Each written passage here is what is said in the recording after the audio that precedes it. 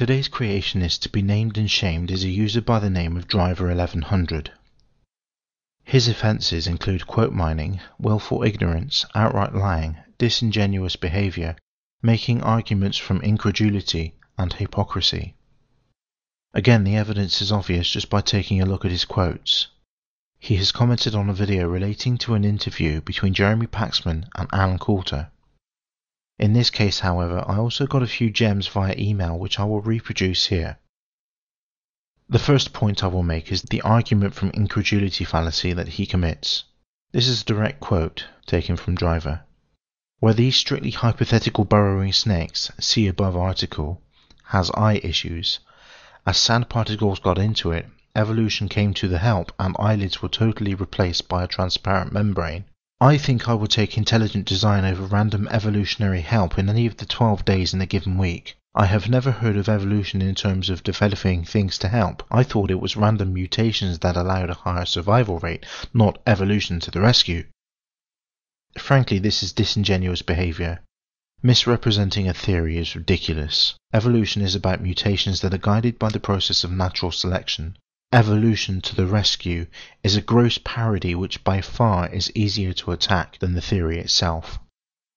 In the interests of time and to avoid having to split this video into two segments, I will forego the explanation as to what the theory of evolution says about snakes.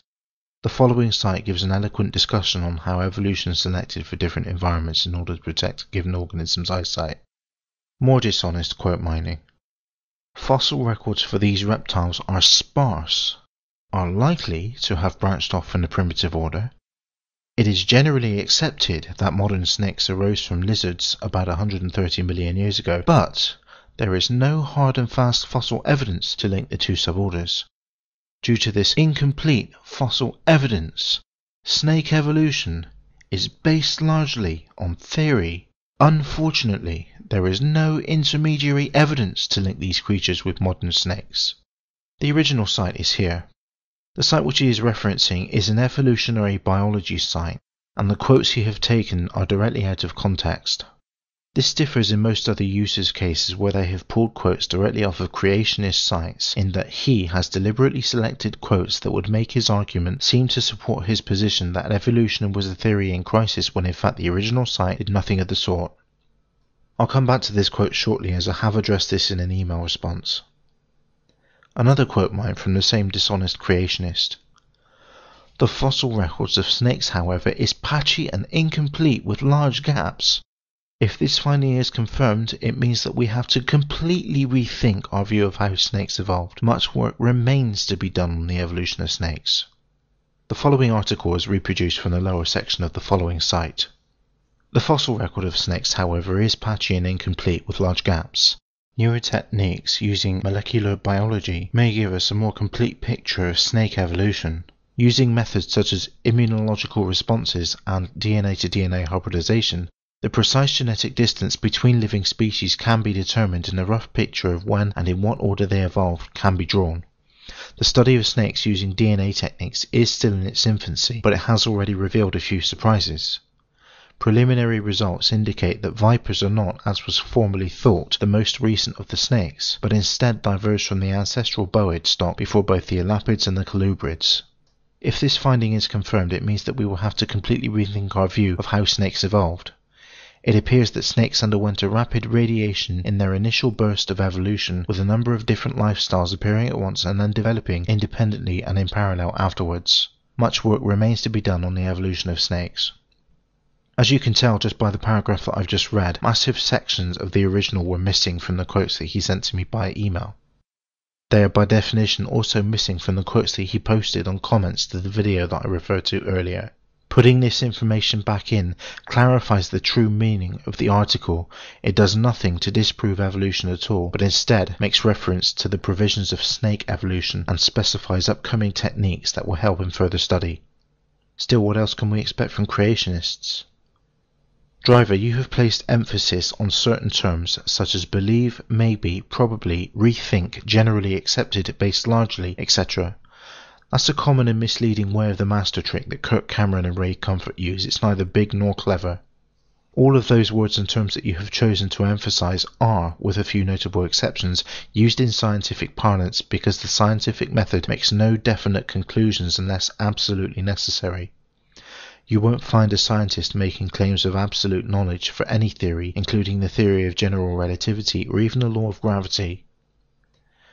You've also demonstrated a complete lack of understanding for scientific terminology. Theory in scientific language is the collection of facts in a comprehensive model that explains all of these facts and combines them to posit an explanation for the theory. Theory in common lexis is conjecture, a guess. The two terms are not interchangeable. Now this is my email to him on the subject. Well, all I can say is you've obviously been convinced by your church. I, on the other hand, have looked at the overwhelming evidence in support of all of the major sciences, and I can say with confidence that the theory is soundly supported and accounts for everything in the natural world, whether you or any other creationist wishes to accept this or not. I certainly won't try to convince you otherwise. The only way that I could do that is if I could explain in terms that you would understand how it is that you are wrong, as is the information you seek to show me, but that's not exactly possible, I can see. Using words like "I believe" as an argument to say that the theory of evolution requires faith is a bit like saying Christianity is based on scientific facts. Nothing can be further from the truth in either case. Belief can be held for something that has evidence in support of it.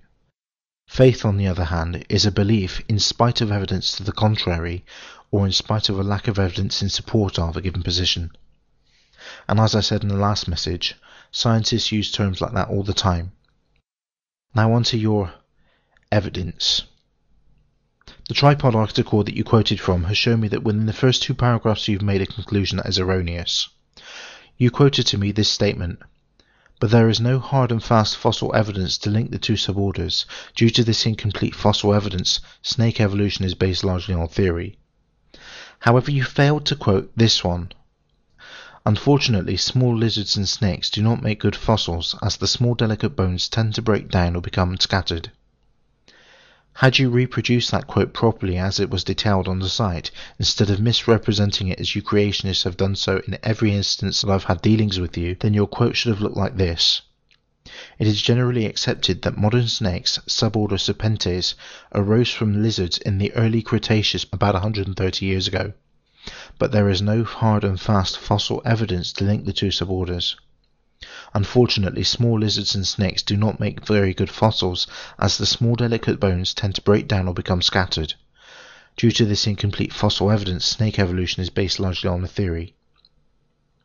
Now this is a pretty important omission, as it explains why there are less fossils for snakes than there are for creatures with stronger bone structures.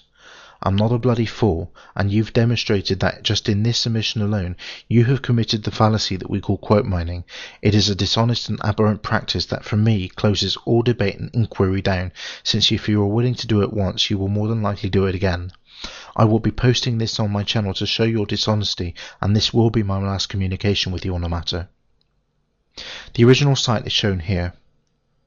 The exchange, however, continues to this day on another video series. His next infraction was willful ignorance.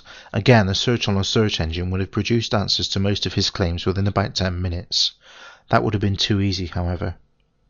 He has also made statements that were lies too, such as, "There is no evidence that this illusion actually exists," or disingenuous behaviour such as saying, "Large gaps, much work to be done, completely rethink. Are you sure you want to stick with a lizard lost its legs routine?" And then he followed up with a few more examples of quote mining. The hypocrisy? Calling me a liar. As I have demonstrated here, he has been dishonest, yet he accuses me of such. That's all the evidence anyone needs. He then proceeds several times in the comment section to reassert the claim he made, which was started out in the initial out-of-context quote, which I have already addressed. Remember, folks, if you're going to preach creationism as if it's a science, be prepared to provide evidence for it. And don't take quotes out of context and then accuse your critics of lying. Otherwise you'll get laughed at.